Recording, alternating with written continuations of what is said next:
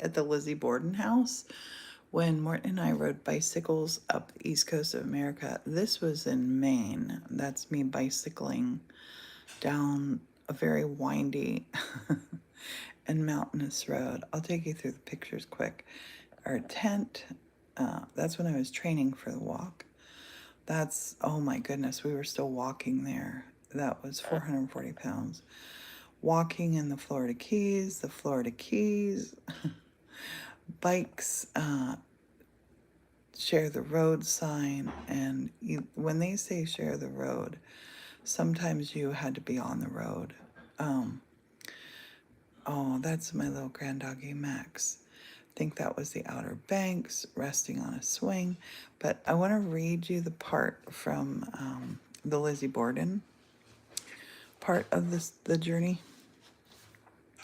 So we had spent the night in Rose Island Lighthouse. It was incredible in Rhode Island, and we were bicycling the next day, day 134, May 14th, 2007. And I'm just going to, I don't know where to point you while I'm reading this. Okay. I'll just point you up here. We won't be able to see all the words. We woke up early today, about 5 a.m. Light was just pouring in the windows, and the view was just stunning. We were looking out over the bridge we had crossed in the truck with Danny from Jamestown. Today, we will be leaving the lovely Rose Island Lighthouse. Knowing that you just have one night in a place like this is hard, but thank goodness the boat doesn't come back to get you until 10 a.m. 5 good hours for us. I set up office in the old kitchen, surrounded by items from the past. The window looks out over the water, and it is still blue. Morton sets about getting our gear to the dock. After a quick breakfast of Pop-Tarts that was made nicer by fresh strawberries courtesy of Mike and Tanya, the couple who are staying on for a week as the lighthouse keepers, are up and at it early. They are painting, cleaning, raking, and doing all sorts of things on this amazing island. Morton shouts to me from the dock. He checked the lobster pots, and there was one in it. We decided it was way too cute to munch, and he wasn't that big. He was let go, and Morton kept at getting the gear sorted while I typed away at my email.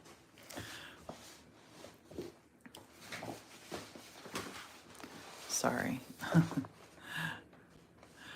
The morning whisked by, and soon the Starfish was heading back to us, with Joe at the helm. We were so thankful we had Mike, very tall and strong helicopter pilot, who gave Morton a hand loading and unloading the trailers. My heart was wanting to stay on the island, but I also knew that tonight we would be sleeping at the infamous Lizzie Borden bed and breakfast. Hey, Morton. I'm reading the chapter from Lizzie Borden. You can go on about your biz. Be on live? I'm on a live, yes. We were heading out of Newport. We caught up with Channel 10 NBC and did a very fast interview. It was excellent timing, and we kept on pedaling. There was a big bridge that we came to that bicycles were not allowed on. They didn't want it to get slowed down by the normal quest for bridge crossing. So we called the state police. They were great, switched us over to the local police. Within a few minutes, we had permission to cross. We've learned this a bit late in the game, but better late than never. On the way over, we had a toot from Grace, the photographer we met in Newport, who took our picture for the weekly newspaper. She gave me a quick phone call to say hello and goodbye. This is the only real sad side to the trip. We meet so many nice people that we have to say goodbye to way too quick. Before we knew it, after several hills, which I rode up all but one, we saw a sign that said Fall River. There had been no Welcome to Massachusetts sign, or I missed it, but a local confirmed that we were indeed in Massachusetts. Yippee, another state, and in the hometown of Miss Lizzie Borden. Before we knew it, we were pulling into the front of the lovely greenhouse, meeting Leanne, the amazing lady who was good enough to sponsor us a night in this legendary place.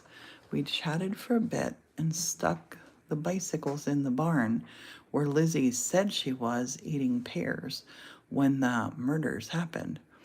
And then we went inside to meet Lizzie. The house is incredibly beautiful. Anyone who appreciates houses that have character, style, history, and are tastefully decorated would swoon for this one. They would also swoon when they found out just what happened here. The tour started in the kitchen, into the dining room, then the living room, where Mr. Borden bought the farm, then into the front parlor, then past a dress that had belonged to Lizzie. Then up the stairs. The staircase was all original. The hands of the killer, whoever it was, would have glided over it, just as ours were doing now. It gave me a bit of a chill as that thought crossed my mind. After all, Lizzie was found not guilty. So if not her, who? At the top of the stairs, all the bedroom doors were opened. The light just pours into this house, and it really is beautiful. We walk right into the room in front of us, the guest bedroom, when the Bordens lived here. It was also the room where Mrs. Borden met her horrible end. It was also the bedroom we were going to be sleeping in. Welcome to the murder room. In the corner, there is a dress on a dummy that was worn by Elizabeth Montgomery when she portrayed Lizzie in a film. It is a lovely dress with photos of Elizabeth herself wearing it. My mind was drawn to the other photos, however. As you're standing beside the bed, looking at the wall, you see a crime scene photo, one of the first ever. It's in black and white, thank goodness. You notice at once that it's the exact location of where you are standing. You also notice Mrs. Borden face down, right where you are on the carpet. It makes you want to jump back a bit. Me, I decided that Morton was getting that side of the bed tonight. Do you remember that, honey? Yeah. I switched sides and had Morton sleep on that bed side. We were dying for a shower, so I jumped in first. There's a trap door or something in the bathroom that sounded like it was wiggling, and I tried not to let my imagination run too fast. The shower was perfect, better than perfect. And I was out of my normal clothes, so I had to put on a long sleeve shirt from Mystic, Connecticut, long pants, and then head back to the bedroom. As you come out of the bathroom, you are looking right into Lizzie's room. This place is really amazing because you can actually walk around and see everything, from the attic to the basement. I walked into Lizzie's room, my hair in a towel, and had a little peek around. Her bedroom is beautiful. It is just as she had it, except for the placement of her bed. It had blocked the door that is now open. From Lizzie's room, you can go into Emma's room. Emma was the older sister who was off visiting friends when this horrible double homicide happened. I step into Emma's room, my stocking feet silent on the floor. It feels like they just stepped out for the day, and I feel a bit like some sort of peeping Tom. I've seen a lot of things in this world and have been in over 20 countries and 48 states, but I have never seen anything like this before. I'm stunned. There's a card for a sister on the dresser. It's from Lizzie. There's also a dress on a dummy that belonged to Lizzie. These are real feeling ghosts that you will see out the corner of your eyes here. Pieces of the past making you catch your breath in the present. Deliciously spooky stuff. If you go through the door that Lizzie's bed had once blocked, you're in the parents' room. This is a somber place to walk in at the very back of the house. Since Mother's Day has just passed, it is not a surprise to see the cards on Mrs. Borden's dressing table. It is a surprise to see that they are from Lizzie and Emma. The people who run this place have a wicked sense of humor that will make you smile nervously and when you look over your shoulder. I loved it. Back in our room, Morton has been setting up my work area. He chose to set a chair right over where the body is in the picture. My back was going to be the bedroom door, and he was going to get a shower. It felt very odd. I tried not to look at the crime scene photo and switched on the computer. As soon as it booted up, I was back in the present. The mystery, murder, and history were all replaced by a real shocker. I had over 2,700 emails. Not one of them was spam. Many of them just say, well done, keep going, offer you kind words. Others offer places to stay. The majority asking about Lizzie Borden house. And they are all read. I promise you that. The stories that have been running on us now are we are shocked over how many people are visiting the site. Millions of people from all around the world, from all around the planet, are discovering littlechanges.com. I get stuck into work and barely notice when Morton comes back from his shower. Leanne has been kind enough to let us use the washer and dryer in the basement. Poor Morton. And he goes off to do our wash as I continue the email. There were diabolical things that happened in the basement, still glowing with blood under special lights from a former investigation filming crew that was here. Later, we get a great tour of the house by Dee. She was a real expert, and we learned from her more from her than I can remember from the book I read so long ago. She also explains how the door handles are all original. Doorknobs we were turning. Lizzie would have turned. I think back to my thoughts about the banister and remind myself again that Morton has to sleep on the murder side. There are other people in the house, experts on the history who write about this unsolved crime.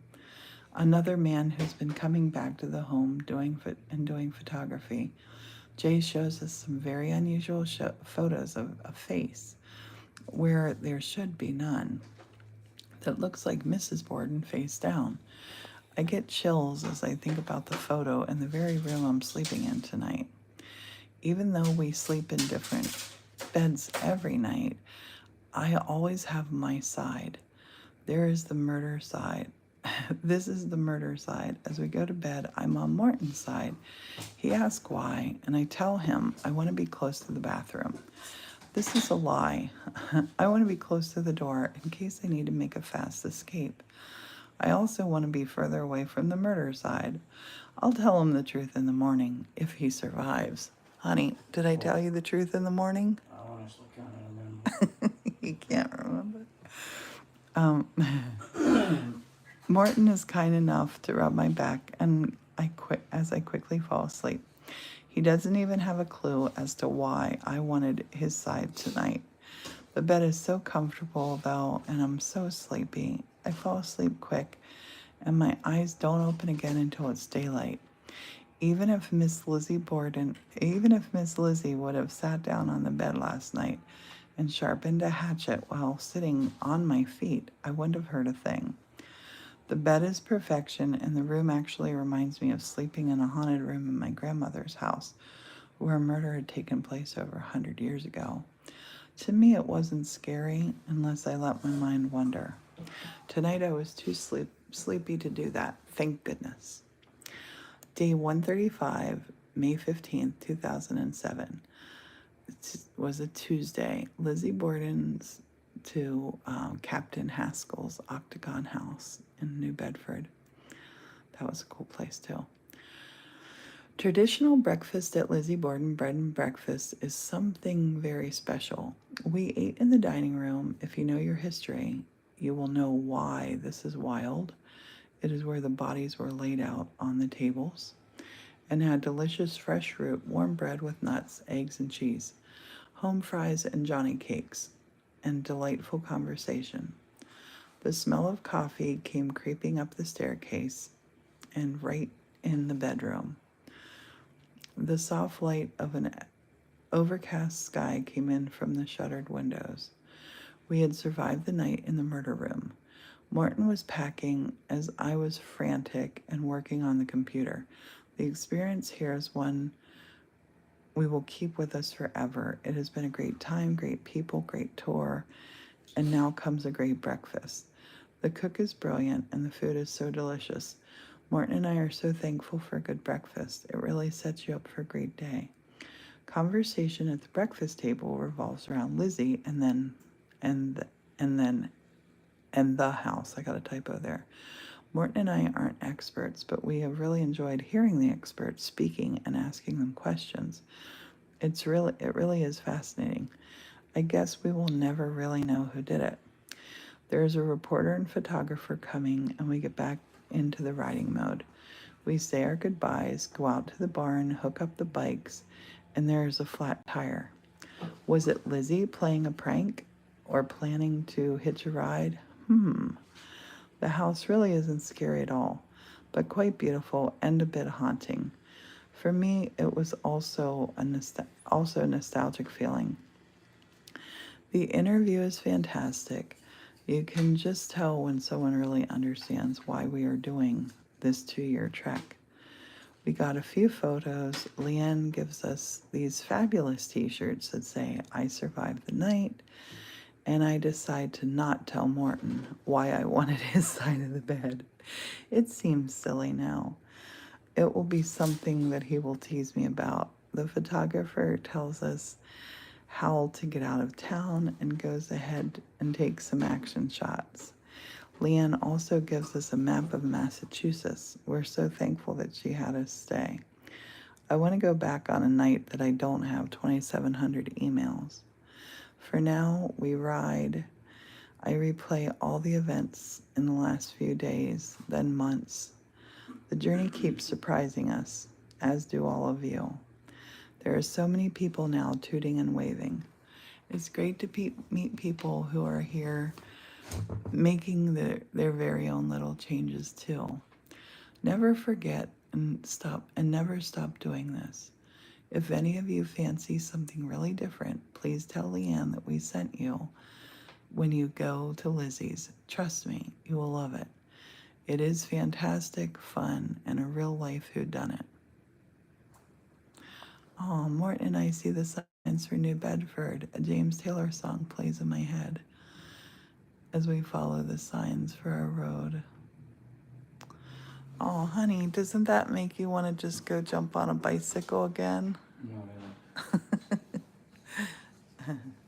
So that's it. That's our Lizzie Borden's Day from Little Changes, 300 plus page book that I'm working on, and I'm actually turning it into a play that I'm going to perform on stages where we had the journey, the East Coast. I will keep you posted on all of it as it happens. Thanks for watching, and remember, little changes turn into great big things. Have a wonderful day. Bye for now.